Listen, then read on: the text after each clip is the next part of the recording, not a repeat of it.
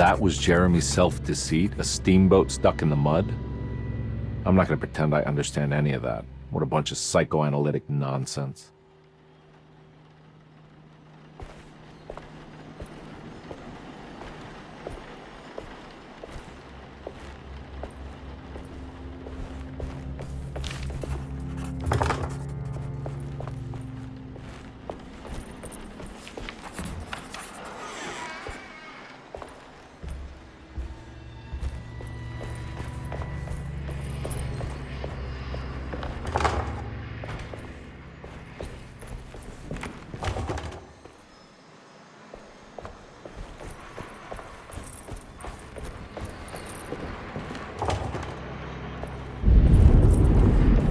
I can't leave. I got a job to do.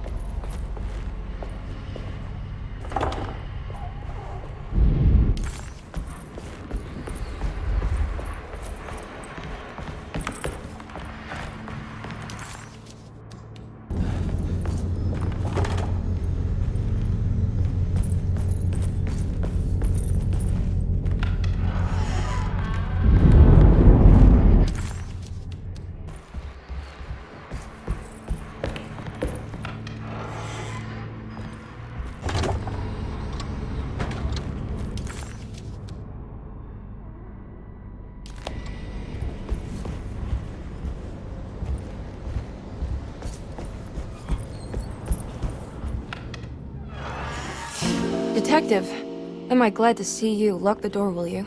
I don't think Dr. Gray would appreciate us snooping around. What's going on here? This feels so strange.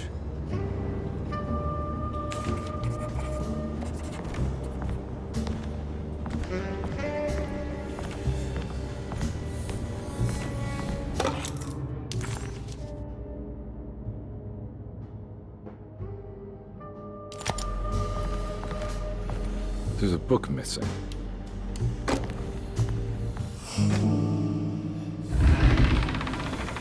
What did you do? I was just rearranging the books. Well, come on, let's check it out.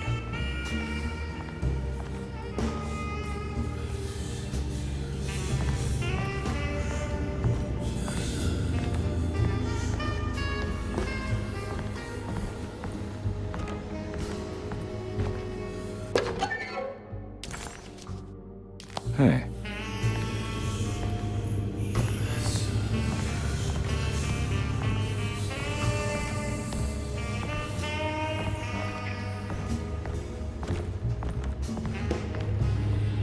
I think I'm beginning to understand. Dr. Gray is dealing with some kind of mass delusion.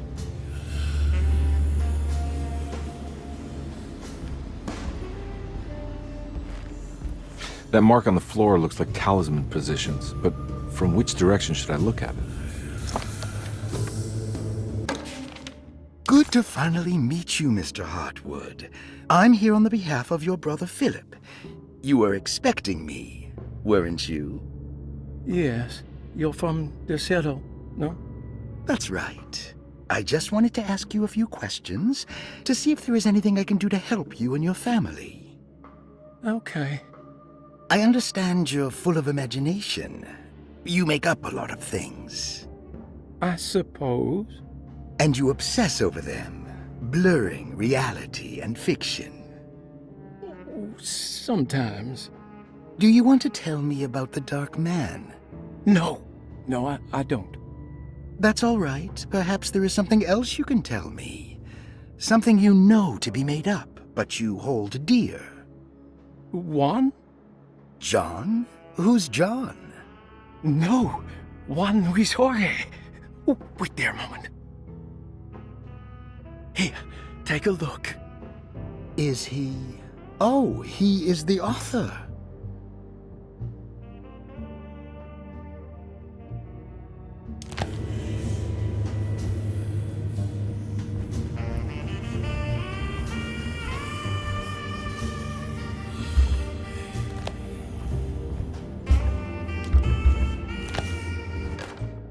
The Snake Dagger, a monograph by Yael Klein. In Ludwig Prin's book on pagan rituals called The Mystery of the Grave, as translated by Nicholas Vachy, there are several references to a sacrificial dagger called the Snake Dagger.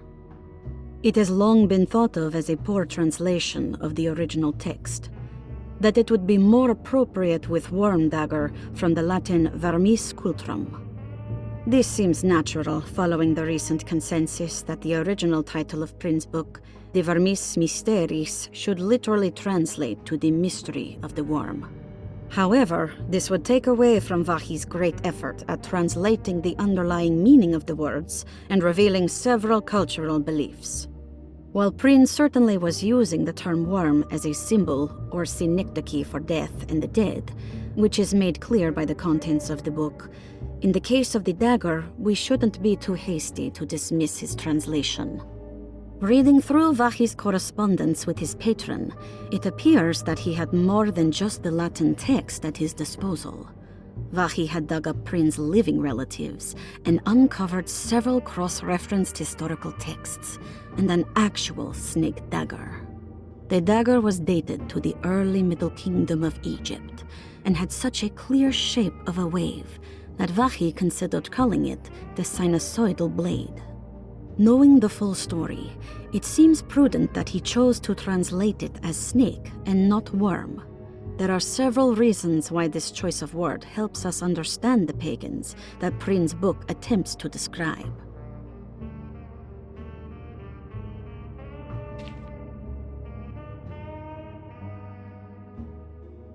The symbolic value of the shape becomes more apparent when reading about the use for the dagger.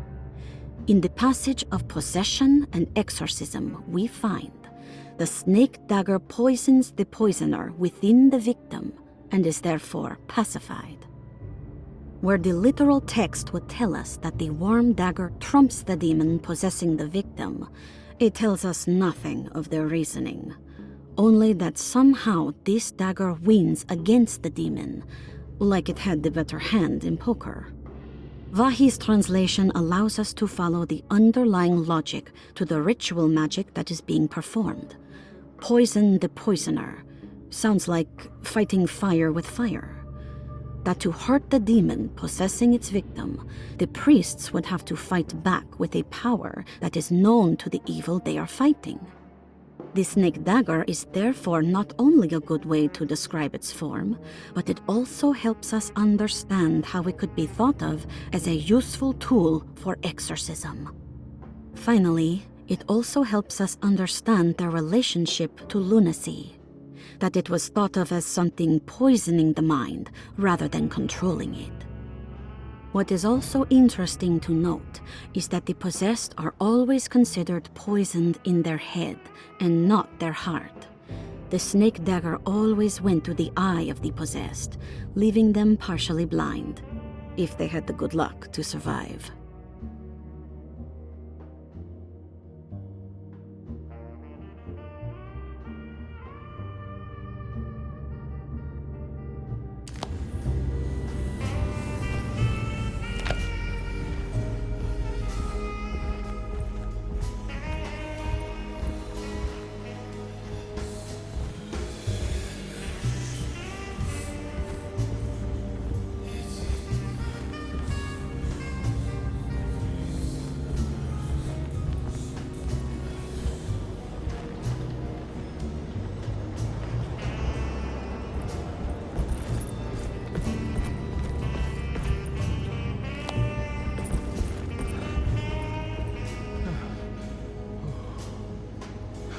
What were you saying about mass delusion? Derceto seems to have a deranging effect on people living close by. It has a history of creating cults devoted to some nature goddess. Even the name Derceto refers to the cult existing here before the Civil War. Derceto was the name of an ancient fertility goddess worshipped in Syria. Dr. Gray and his friends, however, seem to prefer the black goat of the woods with 1,000 young, or Shub-Nigroth. And that name can only have come from my uncle's twisted mind.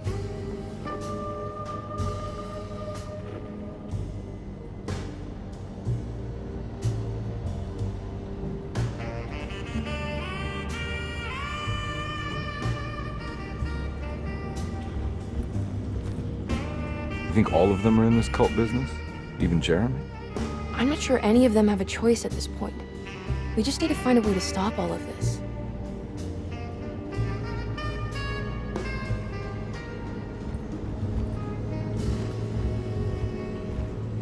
I've been so busy trying to free your uncle from the promise he made to the Darkman. I guess I kind of just let everything else go. Don't worry, Detective. I feel like we're close. I'm sure Jeremy will turn up. If he is part of the cult, he wouldn't want to miss the Feast of St. John. I just need enough information to make him see the truth. I hope you're right, but I doubt he'll show up. Not as long as the Darkman's got him hiding.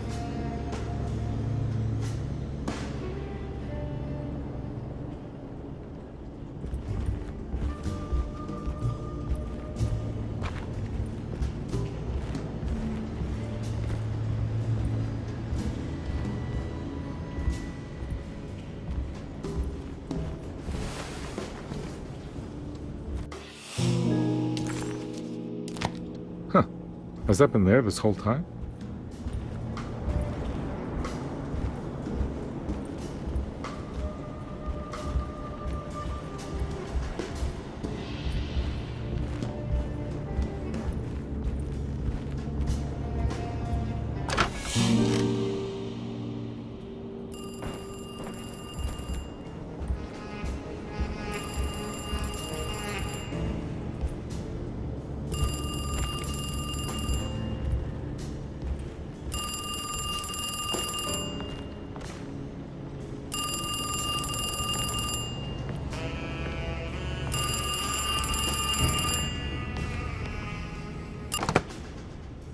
Hello? Detective Conby? Who is this? Jeremy? Jeremy is with the Darkman. You can't save him. Well, I've done everything he wanted so far, and there's just one more thing on the list. I expect him to keep his promise and return Jeremy unharmed. Get out, Detective. While you still can.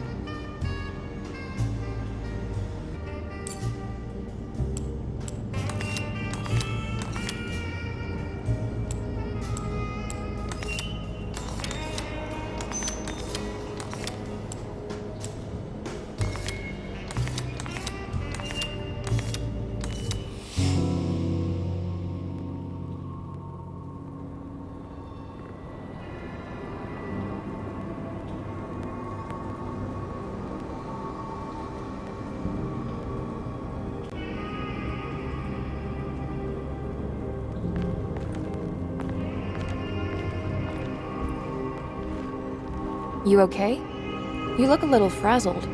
Just stupid telephone. I know. I tried calling the police earlier. The telephone is completely dead. It's not... Yeah, no, the telephone isn't working.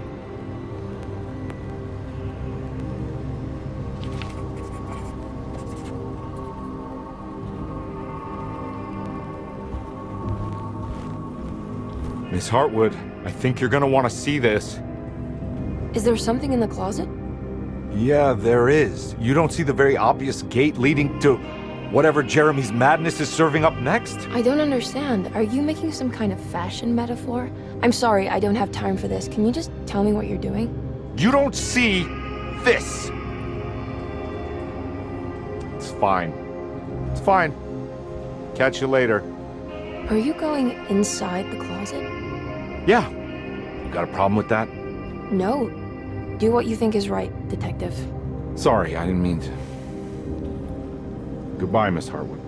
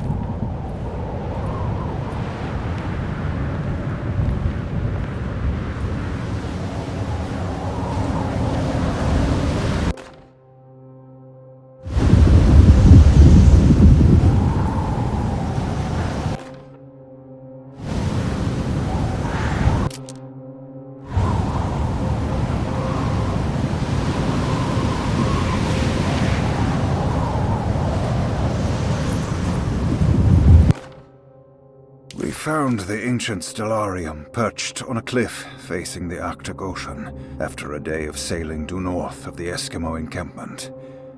Jacob van Oostad was our most keen member of the expedition. He had been chasing down the source of a peculiar type of crystallized metal present in several sacred items among the natives on the northeast coast of Greenland. The site was a remarkable find for any explorer, and we were all enraptured in our search for enlightenment and meaning. The surviving architecture seemed almost unearthly in origin and astonishingly sophisticated. The metal Jacob was searching for was abundant, almost ubiquitous. We were so taken by our find that we were surprised by the sun falling below the horizon.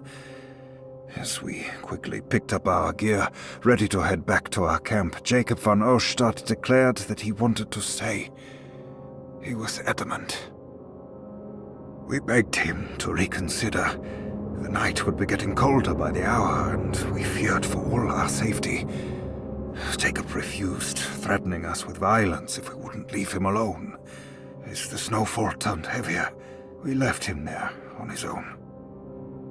The next day, the weather became worse, and we had to spend hours enforcing our shelter as our tents became increasingly useless. The group had written off Jacob, thinking he must be dead. I had an urge to make one final attempt to save him, so I headed out as darkness fell with a handful of flares and headed toward the coast and up the climb, towards the Stellarium. That's when I saw him, transfixed by a burning sky, that celestial lantern. Jacob keeled over and let out a painful shriek that struck me with such fear and pity. He was crying in agony, for the cold weather had ravaged his flesh. I called out to him, and he turned to face me. His vacant stare held me in place like a needle through a butterfly, and he said, "You must leave now, Herstern. Go, and never come back." And so I left.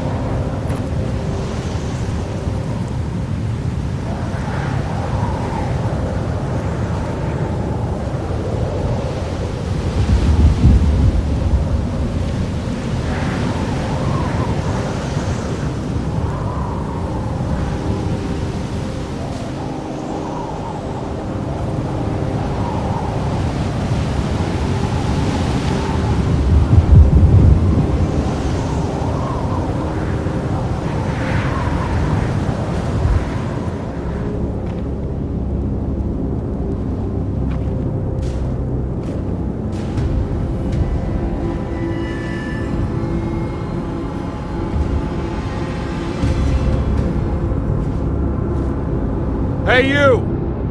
What are you doing here? What is this place? Turn back, detective. You're not wanted here. Oh, take it easy. I'm not your enemy. Oh, you're wrong, detective. You're wrong.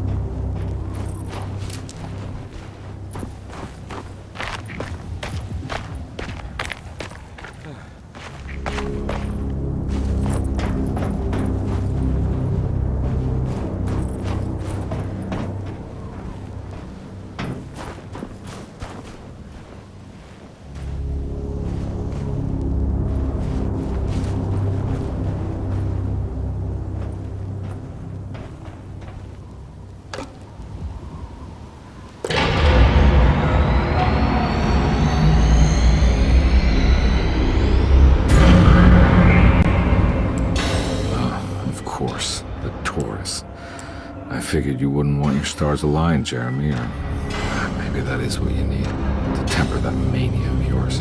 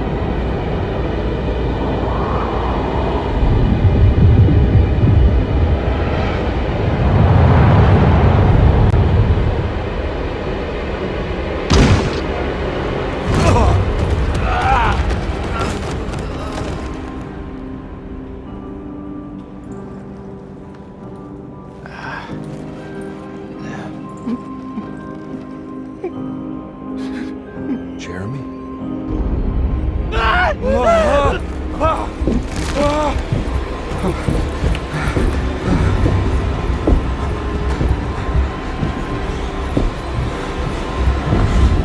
did everything! Aren't you happy? Stupid charlatan! What more do you want from me? You want me to lose my mind? Oh, my lord! Doctor! Baptiste! Quick! Jesus. What were you thinking, compadre?